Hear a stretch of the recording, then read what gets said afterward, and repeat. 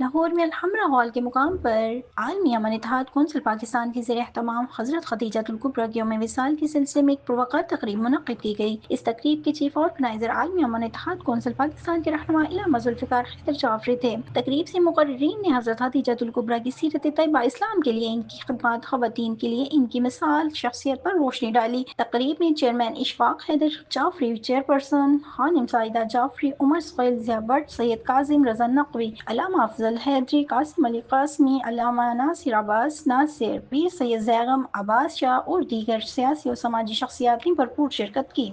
तकरीब के अख्ताम पर इल्लामा मुश्ताक हसन जाफरी के साले सवाब और मुल्की सलामती और इस्तेहकाम के लिए ख़ुसूसी दुआ की गई।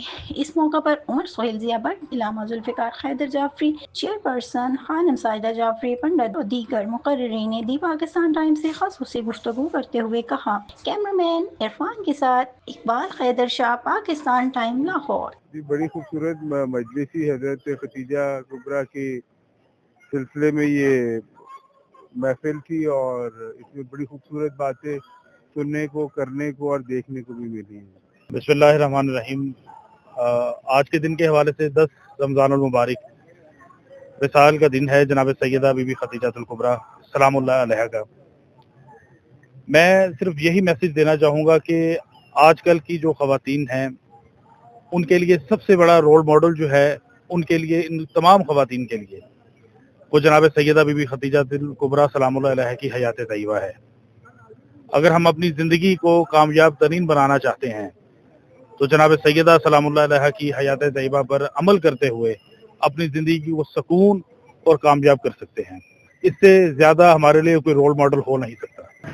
जनाब खदीजतुल कुबरा सलामुल्लाह अलैहा के विसाल के हवाले से ये तकरीब हो रही है और ये बड़ा मुझे अफसोस के साथ मतलब ये कहना पड़ रहा है कि जो उम्मत मुसलमान कहते हैं जी कि हम बड़े सालत माफ के जनाब सरकार पे जान निशात करते हैं और ऐसे, और उनकी ज़ौजा का विसाल है और किसी को खबर भी नहीं। अल्लाह अकबर। बड़ी ज्यादती की ये बात है, पर क्या कहा जा सकता है। हमारी तो वो दादी का है, नानी का है, हमने तो ये काम करना है।